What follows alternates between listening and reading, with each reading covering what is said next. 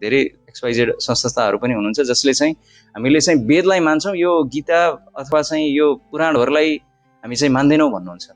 तर वास्तवमा भन्ने हो भने यो पुराण र जुन पनि यो इतिहास र पुराणलाई चाहिँ तपाईँको के भनिन्छ त पञ्चम वेद भनिन्छ।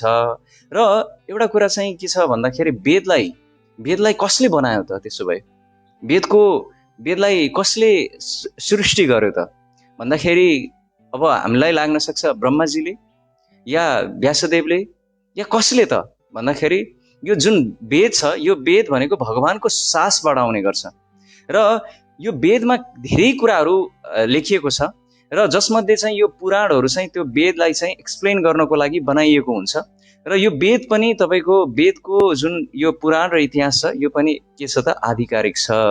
र यो वेदलाई भगवानले के भन्नुभएको छ त भन्दा वेदेश सर्वेर अहमेव वेद्यो वेदान्तकृत वेद विदेह छ।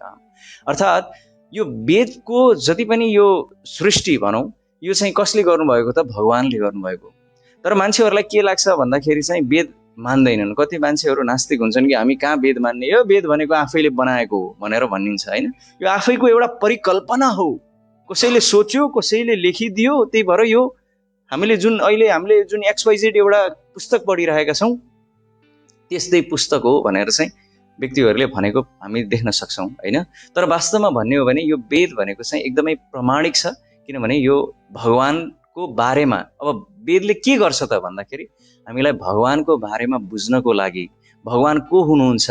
यदि वेद पढेर पनि यदि कन्क्लुजनमा उसले भगवान श्री कृष्ण नै चाहिँ तपाईँको के हुनुहुन्छ त अन्तिम लक्ष्य हुनुहुन्छ भन्ने उसले बुझ्दैन भने उसले वास्तवमा वेदलाई बुझेको छैन भनेर चाहिँ हामी भन्न सक्छौँ, बुझ्न सक्छौँ।